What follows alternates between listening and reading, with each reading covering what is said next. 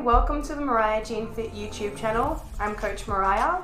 Make sure you like our videos, subscribe to our channel, and share our videos as much as possible so we can reach a broader audience.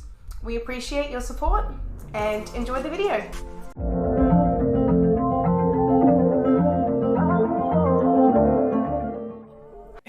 It's so hard because you tell people like it's the way you talk to yourself. It's, you like I put on this dress this morning and I was like, oh, my arms are a little bit thick in this dress. And I was like, fuck Mariah, there's muscle under there, shut up. So much muscle, you're a rig. And it's, what did I say, like 32 kilos of lean mass on an in-body, maybe even more, I don't know, but.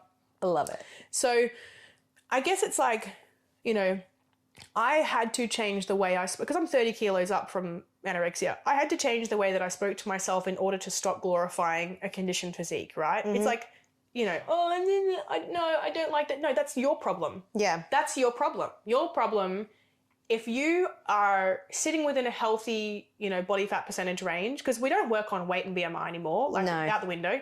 If you're within that kind of healthy body fat percentage range and you're still unhappy with yourself and you don't have any sort of goal to do a photo shoot or you don't have any sort of goal to do a comp, or there's no specific reason why you're getting lean, the problem lies with you. Yep. It is with you, the way you see yourself, the way you speak to yourself, and you should not expect someone to come along and fix that like a coach, right? Yeah. We're not gonna fix that problem. That problem is up here. That's not our job. Like we talked about this morning, psychologists. Like this is where psychs come in. Yes, but I think the first step is actually be willing to accept that as well. Yeah. And I've literally had to turn people away from my coaching services. I'm like, I'm sorry, because I have a pre-screening that you fill out. Yeah.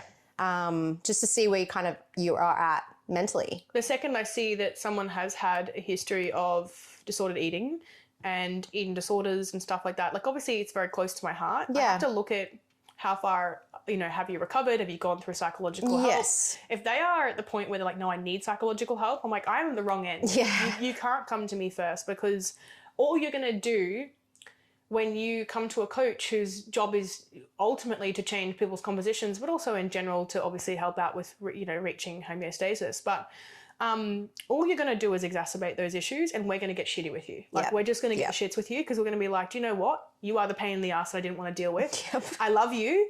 You're great. You know what I mean? Like I know you've got some issues, but at the same time, when we have people who come to us and they might be 15% and they're like, oh, I want to be 9. Oh. And I'm like, why? Yes, I always ask why.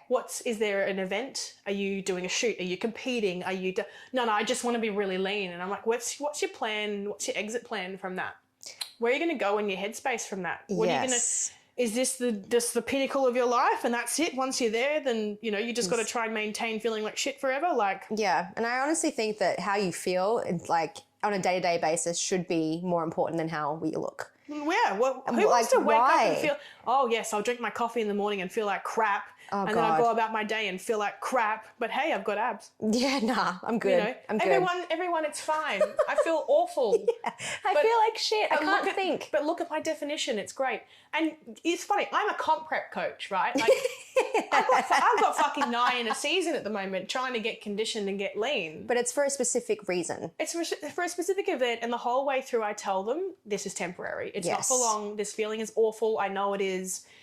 Because part of the reason why I got into comp prep coaching was because I wanted to be one of the people that did this in a way that basically said to them, you are not to stay here. You are to come out of this. If you don't, you're going to be in for a bad time. And I didn't want to be that person who as well in off seasons, because a lot of girls do it.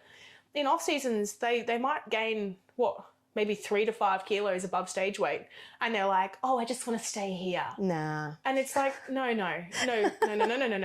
Absolutely not, friend. I've had people leave me because I want them in higher body fat stages in their off seasons. They're scared of the term higher body fat. Yeah. Oh, but no, I've got all these events coming up and I just think maybe it's best I go on a cut. You were in prep 3 months ago. No.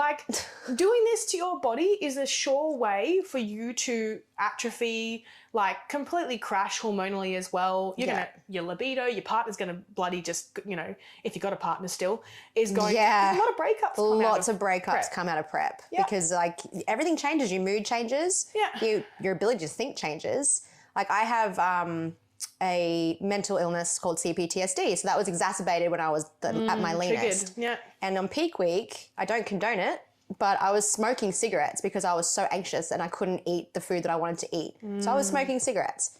And that's like, it goes, because it's 0 calories, but it goes like the opposite way. So it really affects, if you have a mental illness to begin with, you have to have this strong mind. It's going to amplify it. It's going to amplify it so much. Like all of my triggers were worse. Yeah. And then as soon as I did my comp, had a great day, went straight to a burger bar and devoured a whole chicken burger with fries. Yeah. I ate the whole thing.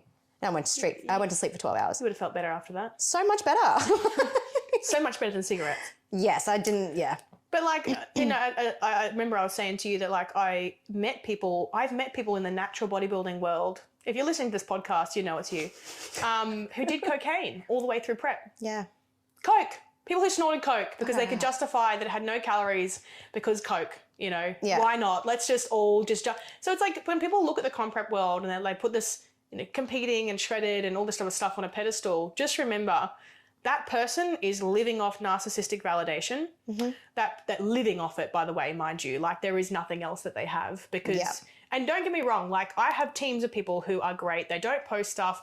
Even if you post stuff, it's fine. You know, I'm not saying you're a narcissist if you do comp prep, but I'm saying just be wary that this world that you think exists with comp prep and staying conditioned and everything like that, and then constantly beating yourself up because you're not conditioned or you have gained 8 kilos post-show or whatever, and you want to be like the amount of people who've gone like, I've got a wedding to go to that isn't even theirs. And, you know, I want to lose 6 kilos. And I'm like, you don't even have 6 kilos to lose. Yeah. If you do, you'll rock up to that person's wedding looking sick. And the person is going to think, what the fuck's wrong with, you know, Jane? Like, why? Why, Jane? Why did you do this? Like, it's my wedding and you're skinnier than me. What's going on here? You know? And so the people are just using these excuses to basically re-trigger their internal issues, which they are not dealing with. It is okay to have some body fat on your hips. It is okay to have stretch marks. Yes, in fact, they're beautiful. You probably need to have this. Like if you're a woman, you know, who is older than 17, for fuck's sake, because we all know we all walk around with beautiful, perfect bodies at 17. There's bless days, I know, right? I hit 20 and they're like, why does this KFC go straight to my ass now? I'm like, I love it. What is going on? And it's like just slow decline. No, honestly. But it's like if you are glorifying a teenage physique, a lean, you know, toned, flat everything, you know, everything's firm and whatever. It's like it's literally like walking around completely covered in Glad wrap. Like and just you don't have anywhere to move. Yeah. You've got no playroom with your food. You hate everything and everyone. You resent going to social events. Yes. Because you've got the pressure to look a certain way or, you know, you don't like any photographs of yourself, even when you do feel like you're happy enough. This is where it just becomes this big... Yeah, it's a spiral. Yep. And a big ball of psychological bullshit. Yeah, and it all heads back to the psychological aspect of why you want to be lean. Like that's the why, mostly. It's things that people don't want to deal with. Yeah. And they're just like, oh, well, if I look good, I'll feel good. And then... But because the chick on Instagram is really happy. Look how happy she is with her bum lines. That's right. And they're like, oh, if I look like that, I'll feel better about myself and I'll become more confident. And it usually goes the other way. Because you just feel like absolute crap. And then you're projecting everything else, like we've said before, like your mood, how you speak to people. It all changes. So you might look amazing, but you might be an absolute fucking bitch. It's like trying to stand on like the tip of an iceberg, isn't it? Trying to balance on it. And it's like, you know, okay, let's say theoretically you get to that physique that you want to get to. You're super lean. I'm so confident, so happy in myself. Trust me, we all do it. Mm-hmm. And then you're there and you're trying to, you know, maintaining that is it's actually really hard to do, but it also stresses you the shit out because the second you get a scale weight change, the second that you look a bit fluffy for the day, that ab isn't there as what it was before previously, the constant body checks as well, the pinching, the prodding, the poking, my undies are digging in, ooh, you know. Yeah. And it's... Get a new pair of underwear. Why? You know, like, why stress yourself out? Get a new pair of pants. I don't know. Oh, but no, I don't want to go a size up. What is wrong with doing that? You know, how long have you kept yourself in this cage for? How long have you done this for? How long have you wasted 10 years, 5 years even, 3 years even, just doing this back and forth constant, you know, I got to be, no, but then I want to enjoy life. But then I got to be, no, I want to enjoy life. Yeah. And it's awful. It'll eat you alive, guys. Like, just be happy. And I feel like that's, you know, we're not, like, I think we just want to really condone the fact that you know, being lean doesn't make you happy. It's as simple as that. Not all year round. Like if you've got a specific event, work your butt off. Absolutely. Comp prep is, it's a sport. Like it is a fucking sport. You become obsessed because you have to.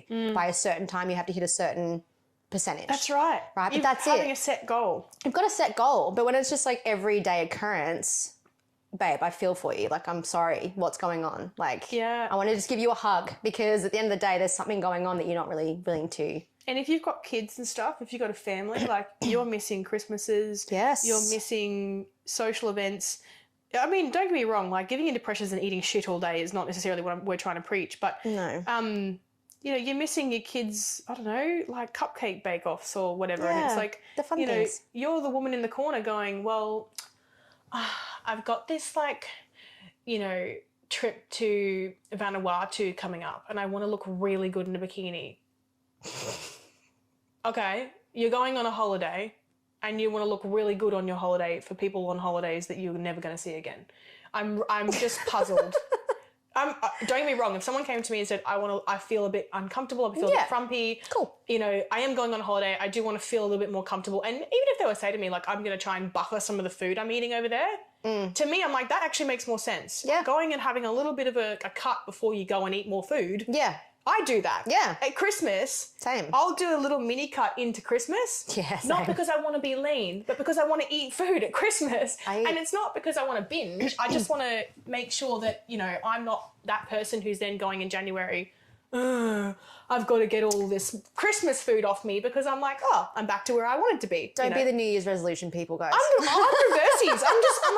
I'm preventative. I'm like, nah, I'm not going to be the New Year's girl. I'm going to be the one that's like, well, if I'm going to justify going through Christmas and going to heaps of family events, I'm going to do a good job for the 8 weeks leading into it, you know, be pretty on point and then give myself some playroom, not binging, but give myself some playroom. Just enjoying life. Yeah. So then come January, I'm not, you know, basically going, okay.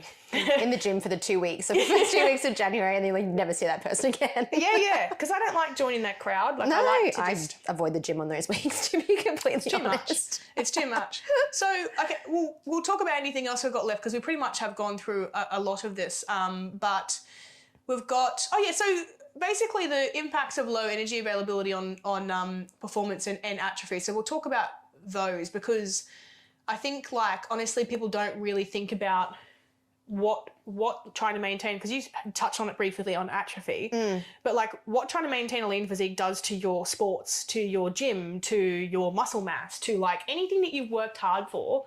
What is it like, you know, right? I do.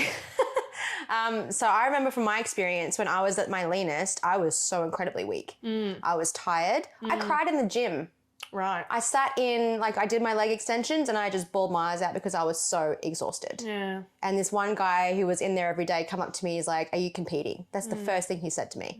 Because he knew. He knew. And I'm like, yeah, I'm competing. He's like, you got this. Like, just get off the machine.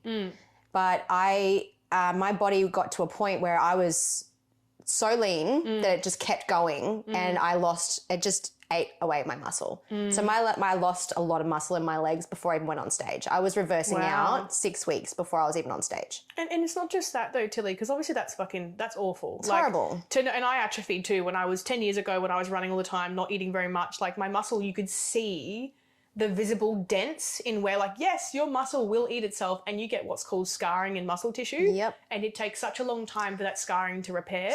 So when I got lean for stage again, there was literally holes in my muscle. And you see it in some bodybuilders as well, in like even in IFBB, that have taken a whole lot of, stuff and whatever. And then they've atrophied as well. And it's like, I never took stuff, but it's like, you're in this position where you don't realize it has a permanent effect on your physique. Yes. But also in like sports performance as well. I've had girls come to me who are eating 1,500 calories who were playing like multiple games of team sports.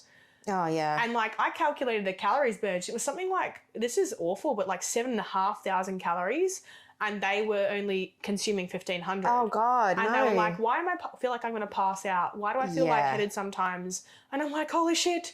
Like, because, and they basically said, well, I don't want to eat more calories because I'm scared of putting on body fat and I want to make sure that I'm lean. And I'm like, God, that's a good way to end up in the your hospital. body can't even grow the muscle mass to support your sport because you're just not fueling enough. Not just that, but you obviously don't have enough energy. Yeah. And so we see with low energy availability in men and women that there are impacts that go far above and beyond just, you know, you're going to get some low body fat. Everything fucking just stops. Everything stops. It even affects your respiratory system. My asthma was so incredibly poor. Your heart rate slows down. Heart rate slows right down. I thought I was going to die. Like I tried to feel my own pulse. Like I was doing functional anatomy at uni at this time as well, mind you. I had a marshmallow brain. I couldn't function properly. My sleep was off.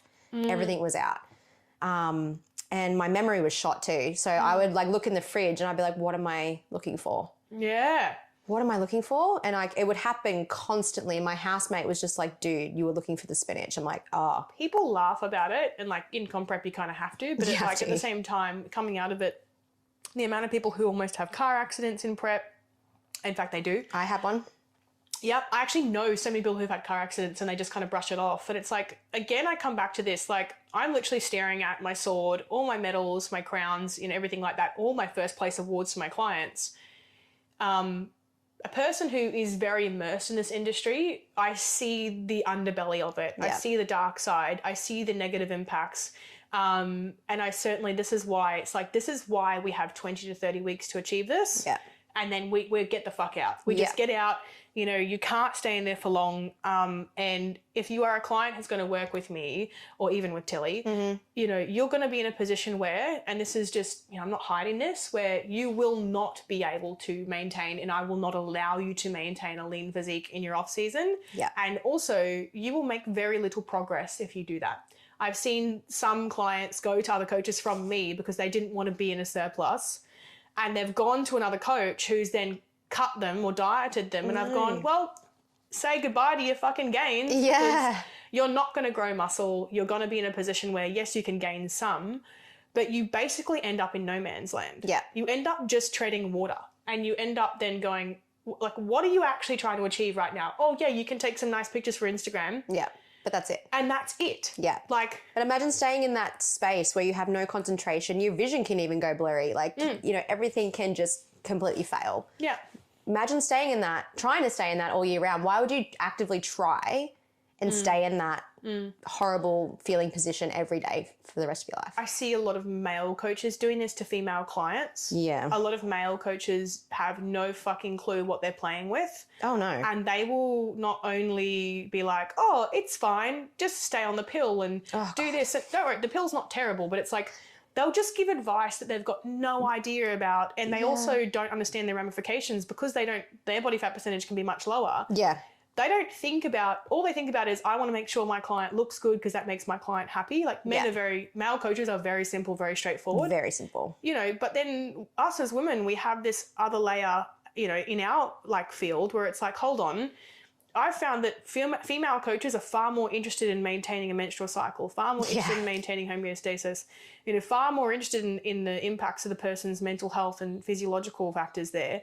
And I've seen time and time, and not bashing male coaches, there's some great ones out there, but there are a lot of male coaches who just don't care because they can't. They can't care about something that isn't relevant to them. They can, as long as they've worked with enough women, unfortunately, that have gone down the wrong path. Yeah. And then they've had to go, fuck, I've got to pull this back in again. This person's not well. Yeah. And that's where education really comes in about women's bodies. And this is where it's just not really sought after. And I don't understand why. Like we have hardware that we have to deal with. Women, unfortunately, we do get the short end of the stick most of the time. But understanding the physiological aspects, you know, your endocrine system, respiratory system, mental, everything, understanding how that affects us, especially hormonal, it's really important for coaches to actually be aware of. Like, don't just, you know, give them 1,200 calories and then expect, you know, especially if they're on contraception, that up and down your hormones as well, which can cause bloating, it can cause spotting, you know, all these sorts of things. I also think that there's a lot of sweeping it under the carpet as well. Like as coaches, sometimes we end up doing things that we don't want to do just because the client, you know, is just so adamant. And it's like, I have had people work with me before that I know that are in really bad situations and have just basically shut down anything I've had to say to them, calling them out for it. And eventually they've left, you know, and I've gone, that's fine. I don't want to work with people who are like this because you have problems. that I can't handle, Yeah. that a psychologist needs to handle. And it feels awful because you love your job so much. You love what you do, but having to face this constantly, it just feels like a never-ending cycle. It feels like this is literally a problem that is never going to go away unless we start, talking about it. I'm a bit more vicious than you are. Yeah. I'm not going to lie. Yeah, legit. Like, there are coaches out there who are way worse than me. Like, as in, like, I'm vicious. As in a way that's quite good. Like, it's good vicious, but like, if you're trying to, I have boundaries with this because my boundaries is I'm not about making you lean all year round. I will not do it if it's going to compromise your health. Yeah. I'm not about it. I'm not doing it. I don't give a shit what you say. Yeah. You can try pressure me all you want, but at the same time, I'm going to be like, well, you can go. And I have dropped a couple of clients. I'm like, you can just go now because I can't actually help you. And you push me past the limit where you're putting aside your own well-being, and I'm not going to do that. I get to a point where I just repeat myself over and over again, and I sound like a broken record, especially when I see clients coming to me doing 20,000 steps a day for no reason. Like, not incidental, just, I like walking that much. No, you have an eating disorder. Or you're over-exercising. Like, there's a problem. Like, you going for a walk that is 20,000 steps long on purpose for no reason every day is very conducive with this disordered behavior. Yeah. And even when I pull them up on it, no. And eventually they leave.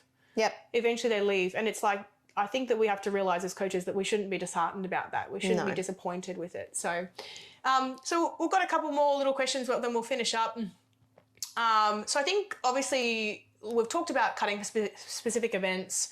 Obviously, like taking photos, making sure that, like, if you are going to do this, take photos, keep a record. Yeah. I've got photos of everything, and it's like, Same. I've been there, there's a photo. Yeah. I don't have to be there again to know that I can get there. Yeah, that's it.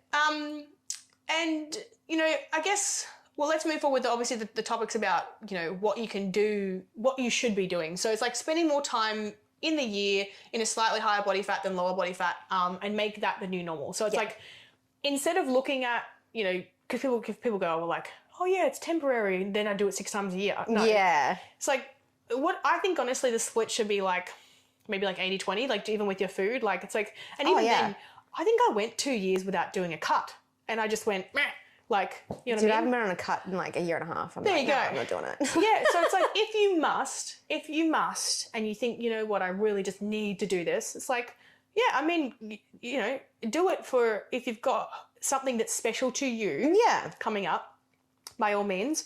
But then look at, going back to homeostasis and having a sweet spot that you sit in and challenging those thoughts as well. Like, if I don't like being up there, well, your body likes being up there. Your body loves it. So it's like, stop defying your body and stop, because, one day you won't have it anymore. Like, one day we drop dead eventually, right? That's the fact of the world. That's it. And it's like, the fact is we were born and we die. And you would hate to think that you contributed towards a sooner death if you were then sustaining terrible health markers. Yeah, and I feel like we really need to just appreciate what the body actually does for us every day. It keeps us alive every day, guys. Yeah. The heart beats 24/7. It doesn't stop. And I think that's really important, that we need to understand what the body does. Healthy organ function relies upon a healthy endocrine system. Yes, and I think it's just, you want to wake up and be happy. Just live your life, eat well. Don't think about what other people think about you. Look in the mirror. Like, it's a lot of self-talk, as we've talked about, but just look in the mirror and look at yourself and say, you know what, I'm looking fucking spot on the way I am. I would highly recommend for anyone who hasn't already to get some sort of counselling, psychological work. 100%. Look, don't get me wrong, it's expensive, but if you're thinking about getting a coach at the moment, how stupid is this, right? I'm literally telling people, don't coach with me, as in like, go. I say it all the time. I don't want you. Same. Because I'm like, I want you to go work with, if you know that you've listened to this podcast and you've gone, shit, that's me, right? You just call me out if you've even got through the whole thing, because most people will turn it off. Yeah. They'll pause it. They'll stop it. Oh no, I'm too triggered. This person, that she does this for a living. This is what she's meant to do. Oh, I'm sorry, dickhead. Like, I'm not meant to do anything. I do something for a specific purpose, for a specific sport. Yep. But I understand the underbelly of it. I understand the dark side, and I'm not going to preach that there's going to be all sunshine and rainbows. And so obviously we want to try and encourage and endorse a healthier take on aesthetics. Like, basically re-education, changing the narrative. Yeah. You, as the listeners, are going to be a part of changing the narrative. As coaches, we are few and far between, as in like there's less of us than there are of our clients, right? 100%. So if you really want to start to get on board with this, and I think too, like this then stops us being divided from, because there are a lot of women who come onto my books who think I'm this self-entitled like fitspo that's, you know what I mean, and like, oh, you know, but you wouldn't know because you don't, you know, you've never been whatever. And I'm like, no, I by all means promote health. I don't try and get everyone a six pack. Some people go like, I want to get help. I want to get lean, but I don't want to compete, or I want to like lose some body fat, but I don't want to compete. I'm like, where in there did you think I was going to ask you to compete? I tell people not to compete. Like, yeah, it's not for everyone. It's like I try and convince people the other direction. Same. Because my comp rep clients are the most taxing. Yeah. They are the most difficult, taxing. I love you guys, but they are, because I know this because I've been that person too. Same. Honestly, I coached myself into a prep. Yeah, I don't know how you did that. I would have driven myself insane. I was taxing on myself. Like, I was looking at myself in the mirror going, yeah, you got to be lean. No, you're not ready. And then it's like, I was receiving my bullshit and I was like, oh my God, shut up. Like, you know, like this is what I'm going to deal with. No, I feel real though. And I was doing that leading up to peak week as well. I'm like, oh, I'm not lean enough. Yeah. Body dysmorphia is massive. Yeah, it's huge. And then and like that's a whole nother fucking topic. A whole other topic. Is that you know, along this is you are chasing the elusive leanness that will never be enough no matter how lean you are. Yeah. There's that perfectionism that comes into it as well. So yeah, and changing that narrative and just looking like I post a lot on my Instagram. If you haven't checked it out, check it out. Yes. What's your Instagram? Do the plug. What is it? It's this is Tilly Talk, or this is .Tilly Talk, or something like that. Yeah. I'll be tagged. Look it up. Click on it. Yeah, tag in the bio. In the bio somewhere. Link in bio. In the caption, link in bio. I've been posting a lot about I don't even wear makeup most of the time. I thought I looked pretty for Mariah today. I even put on a bra for you. Thank you. But I'm trying to break this cycle of just not thinking that you're good enough unless you're all dolled up or unless you're lean or this and that. Like I've got fine lines and I've got, you know, age spots and I don't like it. It's a hard battle though, and it's a really difficult side to sit on because it's not popular. You know what I mean? It's not popular. There are girls out there who do the whole like body positivity, but then they kind of like crunch their rolls over and like they do the whole like they're really. I once did it. Like I did a post and it got all these likes. And I was like, wow, like really? I can show you some rolls. Yeah, but it was just really interesting because I was like, I didn't think anyone even like I thought you would just assume that was what like if I took my dress off right now. Like I got a little bit of chunk just rolling over my hip like this and I'm comfy, I'm fine. Like I don't need to, you know, straighten up and make sure I get rid of it. But I'm literally hunching. So I think the final point before we finish up, because I don't know how long we've been going for. Honestly, Tilly and I this is what we do. We actually just meet up and just talk shit. Yeah. It's not shit, it's serious. If you're still listening, like I'm so proud of you guys. I say this all the time and people message me and they go, I listened to the whole thing. And I'm like, excuse me, but you have problems. She's even had me wheezing today. So if you hear me just wheezing, I'm so sorry. She's not an old man. She's not an old man. I'm not a smoker either. I'm just like wheezing out of laughter. Crazy. To finish up, there's honestly the most serious part of this because I think that I didn't realize what, you know, this would have an influence on. But the way you behave and speak to yourself, what you are currently doing, what you're preaching on social media, what you're supporting on social media will actually influence our future generations. Yeah. You're influencing your children right now. You're influencing people who were completely innocent to this idea. And if you think about this, mamas out there and dads, you know, if you are walking around body checking all the time, talking shit about yourself, you know, if you are basically just, you know, representing something that isn't what you want your children to see, check yourself, right? Yep. It's okay to want to be more comfortable in your skin. It's 100% okay to want to be more comfortable in your skin. But also question if that is 15% body fat, if that is 10% body fat, if it is below that homeostasis, probably question, do I want to pass this on to my children? Yeah. You know, do I want my children to have this in the forefront of their minds when they should be playing and learning and enjoying life? That's it. And you can't control everything. Like our bodies don't understand numbers. That's right. You know, they don't understand grams. They don't understand this and that. No. Your body actually tells you what it needs when you crave something. If you're craving chocolate, it's likely you probably just need to have some more fruit. Yeah. But you can have that chocolate. Yeah. Like, you know, your body will actually tell you if you're actually self-aware enough to listen to it. And that's just, you know, that takes practice and that takes time and that takes a lot of work. But one thing I really want to say and I want to leave people with is if you wouldn't say it to your best friend, your mother or your sister, why are you saying it to yourself? Yeah, I love that one. And that's huge. Yeah. Like I would never say to someone, oh my God, like those fat rolls are like hectic. I would never say something like that to There would be anybody. someone out in the world who would say that to someone. And then you punch them in the face. You do, yeah. Like, you know, but like just fly kick. Just right in the chin. Don't do that, okay? We don't condone that. We're not going to bail you out of jail or anything not like that. professionally. I always say on the podcast, that's my personal opinion, not my professional opinion. Personal opinions, guys. Just for a disclaimer, I think, like Yeah, but insurance purposes. Yes, no, we don't have the bail money. But just keep that in mind, guys. Like if you wouldn't say it to your best friend, don't say it to yourself. I would That's never huge. say anything like that to you ever. I would never say anything to anybody, even a stranger. I would never say anything like that. And I think that's really... You just told me my boobies look nice today, which was... I know, because they do. Honestly, as females, we compliment each other on our boobies. You said mine look good too. They I'm like, do. They look great. fantastic. I wore a bra for you. I told you. Yeah. Me for you. It's not even for the boys anymore at this stage. Really not. I don't care. It's like, don't chase a six-pack. Just chase having nice boobs for your friends. That's right. Yeah. Just chase the smiles and like the fine lines. Like that's honestly the... I stopped getting Botox recently, actually. Yeah. That's amazing. I was getting a lot, like, you know, like in my lines and stuff. And I thought, you know what, I'm just going to take a break from this and kind of let my face do what it does. Because, you know, I mean, don't get me wrong. I probably will go back to it eventually one day. No it's hate. a vice. No hate about it. Like, there's no hate about any of the things that we've talked about today. Like, we're not trying to, you know, make anyone feel bad. I think it's just important that we drop some truth bombs every now and then because people are living in their own little worlds of a shit. Yeah. Pretty much. So, yeah, challenge yourself. Yeah. Challenge yourself. And if you're listening to this podcast, go out there and actively start supporting women and men who promote health, actual health.